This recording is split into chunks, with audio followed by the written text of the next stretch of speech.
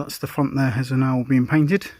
As I said before, we are going to be smoothing all the engine bay, and I'm going to start with these. So all the holes in the front cross member will be filled and have a plate welded in and then filled, and then I'm going to paint all the rest of the front valance, and then slowly we'll be working our way into the engine bay. So as you can see, the bonnet is off at the moment. We have some gas struts fitted to hold the bonnet up now. There is a snapped bolt just down in there. I'm having some trouble with. I need to weld a nut on the top of it and remove that. So that is something I am working on. I have been cleaning up some of the engine bay. As you may have seen in the previous video, I've got a set of bike carbs in the back of the car to go on, so all of the K-tronic injection will be coming out. We have a new exhaust manifold. I will show you that in just a second. So under the engine bay, we've just been sort of stripping stuff down, working on the front. The bonnet is up there. You may notice there are new wheels on the car, so now it has these 16-inch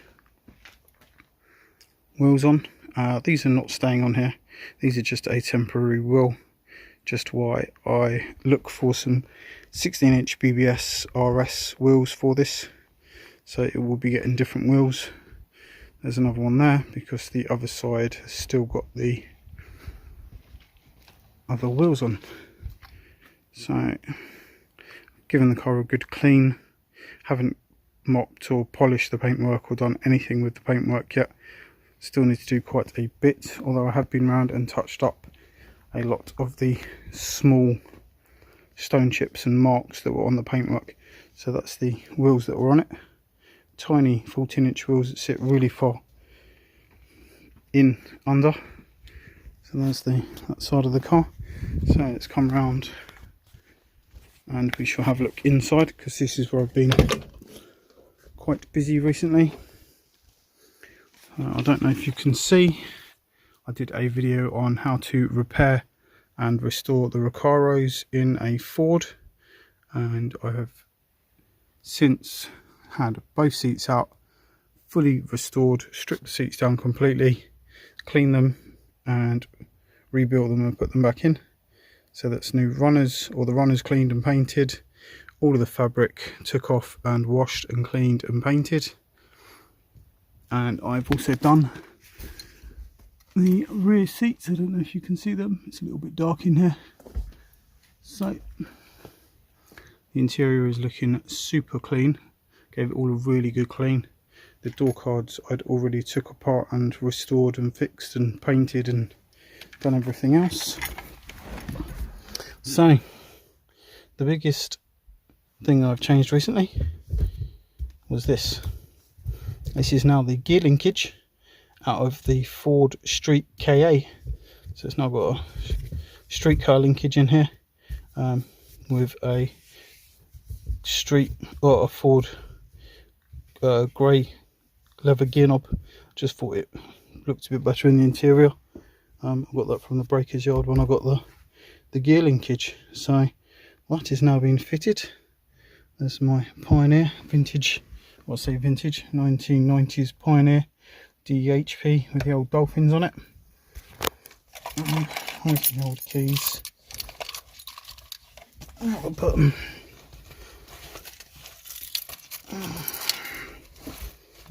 Too many keys in my pocket. Ford keys, that's what we need. Typical Ford. One key for the ignition, one key for the boot, one key for the door.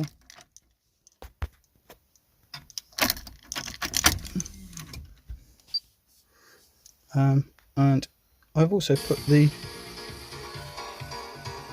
new speakers in down there and down there, which were in the back last time. Some of you old school guys may well remember the good old dolphins on the old Pioneer. So there you go. We'll be getting more audio in here in the future, but that's not just yet.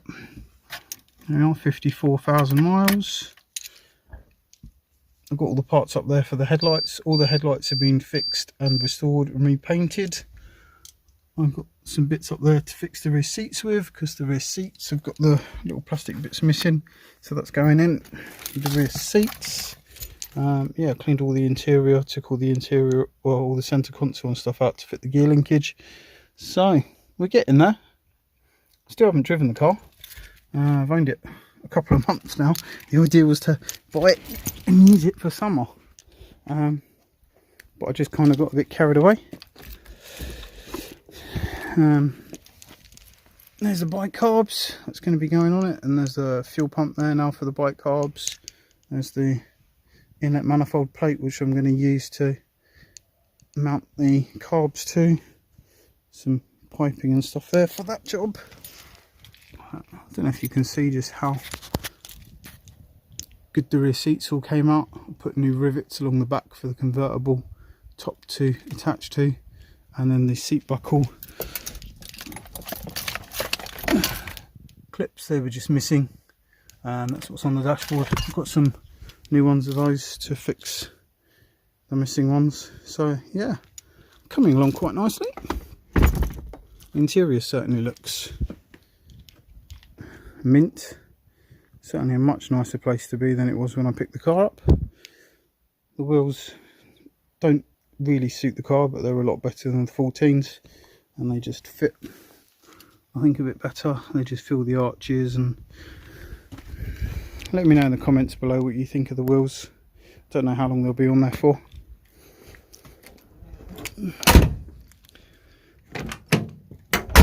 Just close that up. But there she is. So that's just a bit of an update this evening on the old ESCORT MK3 SE Cabriolet, and that's where we're at. Still runs, still is MOT'd and insured, and to be honest with you, I think once we get this bit done on the front, I will just start driving it around a bit, because I do want to use it. And then we come down here, so there she is. That's the wheel that I took off her. That's the spare wing. That's the heater blower. And then here is our manifold. So that's the new exhaust manifold I've got for it. There's the grille and the bumper. So that's all ready to go back on. The front lip is just being painted at the moment. And then just down there, that's the old linkage that's knackered. So yeah, here's my little parts store ready to go on the car.